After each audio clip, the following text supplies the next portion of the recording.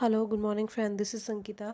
आज मैं बात करूंगी कैटेगरी के ऊपर। जैसा कि आपने देखा हुआ है कि डिफरेंट एग्ज़ाम में जब भी ग्रिड निकलता है, मतलब पीडीएफ आप डाउनलोड करते हो, तो उस पीडीएफ में बताया जाता है कि टोटल नंबर ऑफ पोस्ट जैसे 700 है, और उसमें भी कैटेगराइज किया जाता है कि अनरिजर्व्ड के पास इतनी सीट अलॉटेड है, एससी एसटी के पास इतनी सीट अलॉटेड है, और ओबीसी के पास इतनी सीट्स अलॉटेड है। ये सारा डिस्ट्रीब्यूशन आपके पास अवेलेबल होता है।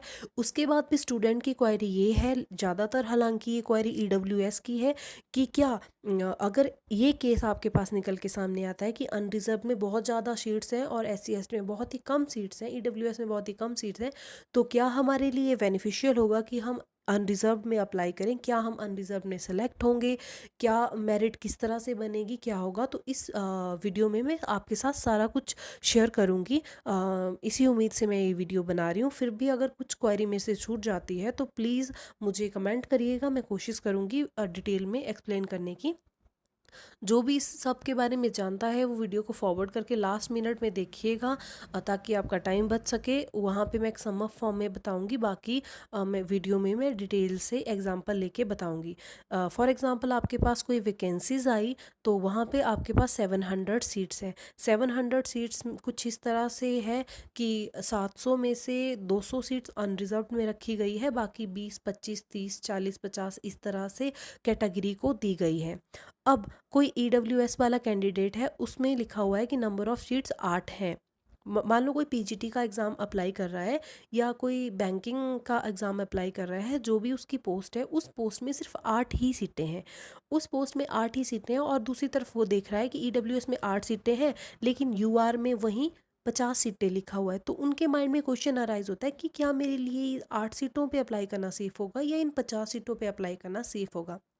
तो देखिए, अनरिजर्व यूआर का मतलब अनरिजर्व्ड होता है, अनरिजर्व्ड का मतलब सामान्य होता है। सामान्य का मतलब यहाँ पे एक जनरल कास्ट से नहीं है, सामान्य का मतलब है सबके लिए इक्वल, मतलब ओपन सीट। अनरिजर्व्ड हमेशा ही, जैसे क्लास है, कोई क्लास में एक बच्चा है वो टॉप करता है, फर्स्ट आता है। फर्स्ट कब आएगा? वो जब पूरी क्लास में सबसे ज़्यादा नंबर वो लेगा, तो वही अनरिजर्व में होता है। अनरिजर्व में कौन कैंडिडेट जाते हैं? जो सबसे ज़्यादा मार्क्स लेते हैं।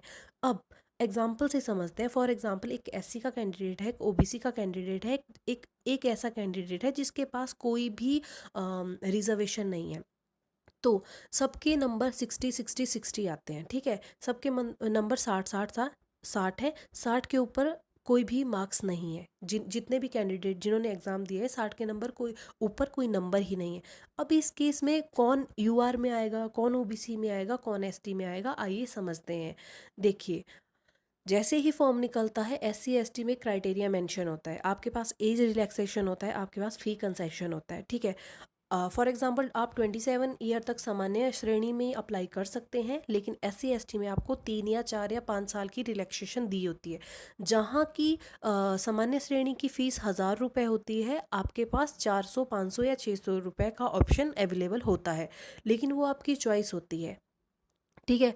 वहाँ पे अगर 3 कैंडिडेट हैं, दो कैटेगरी से, एक जिसके पास कोई भी कैटेगरी नहीं है, तो जहाँ पे ये दोनों तीनों अप्लाई करते हैं, एक ने कोई भी रिजर्वेशन नहीं ली है, उसने फ़ी भी सामान्य वर्ग की दी है, उसने एज भी 27 ही अप्लाई की है, लेकिन जहाँ पे ओबीसी कैंडिडेट है वो 29 ईयर का है। लेकिन क्योंकि 29 ईयर का है, क्योंकि वो ओबीसी का कैंडिडेट है और उसके पास ये चॉइस है कि उसके पास 3 साल की रिलैक्सेशन है, इसीलिए वो ओबीसी से फॉर्म अप्लाई कर देता है और उसका फॉर्म अब एक्सेप्ट हो भी जाता है। तो 27 + 3 30, मतलब उसका फॉर्म एक्सेप्ट हो रहा है 30 एज में, 30 साल में, जो कि सामान्य श्रेणी में एलिजिबल ही नहीं माना जाता। अगर सामान्य श्रेणी से वो अप्लाई करता तो वो रिजेक्ट हो जाता। तो उस केस में क्या होगा? अब उन दोनों के नंबर आ गए बराबर।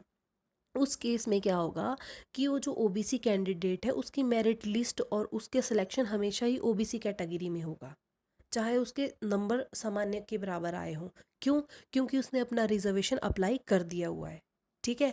और जो जिसने कोई भी रिजर्वेशन नहीं लिया हुआ है, वो हमेशा अनरिजर्व्ड में ही सिलेक्ट होगा। ओके। उसी तरह से दूसरा कैंडिडेट है, एसटी कैंडिडेट है। एसटी कैंडिडेट के भी 60 ही नंबर है, लेकिन उसने रिजर्वेशन नहीं ली है, ना ही उसने फ़ी उसने सामान्य श्रेणी से दी है, और उसने अपना जो क्राइटेरिया है एज रिलैक्सेशन का वो भी नॉर्मल जनरल का फॉलो किया हुआ, उसकी एज भी 27 है। मतलब एक जो आपके पास कैटेगरी वालों के पास ब्रह्मास्त्र होता है, वो आपने कहीं भी अप्लाई नहीं किया हुआ है। तो उस केस में क्या होगा, अगर आपके मार्क्स नॉर्मल आ रहे हैं, 60 ही आ रहे हैं, जो कि टॉप मार्क्स हैं, तो आपको अनरिजर्व कैटेगरी में रखा जाएगा। तब आप एसटी कैटेगरी से सिलेक्ट नहीं होंगे, तब आप अनरिजर्व कैटेगरी से सिलेक्ट होंगे। क्यों? क्योंकि आपने कहीं भी रिजर्वेशन को अप्लाई नहीं किया हुआ है, ठीक है।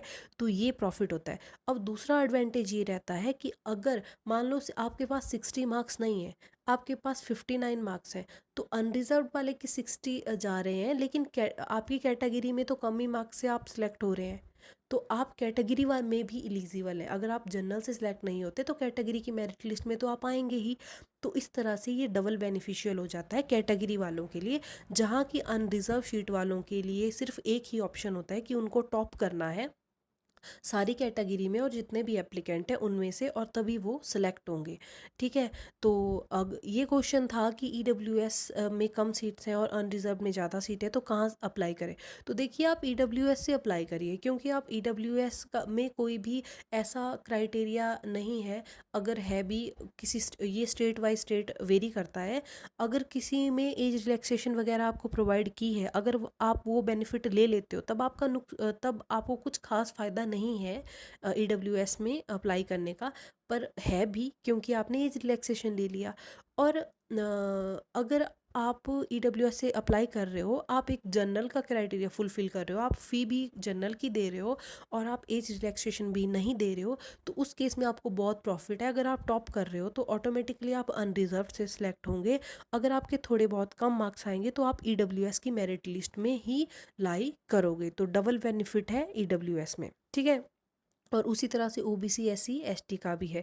मतलब बोलने का मतलब यही है सम ऑफ फॉर्म में, कि अगर आप अपनी रिजर्वेशन कहीं एक क्राइटेरिया पे यूज़ कर रहे हैं, तो आप डबल डबल उसको यूज़ नहीं कर सकते। और हमेशा ही आपने देखा होगा कि जो अनरिजर्व शीट होती है उनकी मेरिट लिस्ट हमेशा ही हाई होती है। ऐसा ही होता है, अगर अनरिजर्व 60 पे सिलेक्ट हो रहा है तो कैटेगरी वाला 40 या 38 पे सिलेक्ट होगा।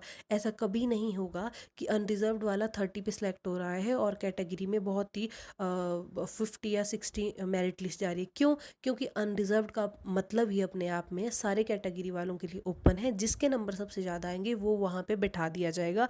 सिर्फ वही कैंडिडेट वहाँ पे नहीं बैठेगा जिसने अपनी कैटेगरी का क्राइटेरिया वहाँ पे लगाया हुआ है, जैसे एज रिलैक्सेशन ली हुई है या फिर फी समेशन लिया हुआ है। तो आई होप, मैं उम्मीद करूँगी कि मैंने क्लियर किया हुआ है, मैंने कोशिश करी। फिर भी अगर कुछ पॉइंट आपके माइंड में रहता है तो प्लीज़ मुझे कमेंट करिए, मैं नेक्स्ट वीडियो में पूरा आपके क्वेश्चन का जवाब दूंगी। बाकी नेक्स्ट वीडियो में डालूंगी हॉरिजॉन्टल और वर्टिकल रिजर्वेशन के ऊपर, और हमारे इंडियन कॉन्स्टिट्यूशन में रिजर्वेशन को किस तरह से लिया गया है। और पहले भी मैंने 2 वीडियो डाली हुई है जो कोर्ट के डिफरेंट स्टेट के हैं, वैसे तो वो डिसीज़न रिजर्वेशन के ऊपर आप उनको भी देख सकते हो, तब आपको ज़्यादा क्लियर हो जाएगा। एंड इसी के साथ मैं वीडियो को स्टॉप करूँगी। Thank you and have a nice day.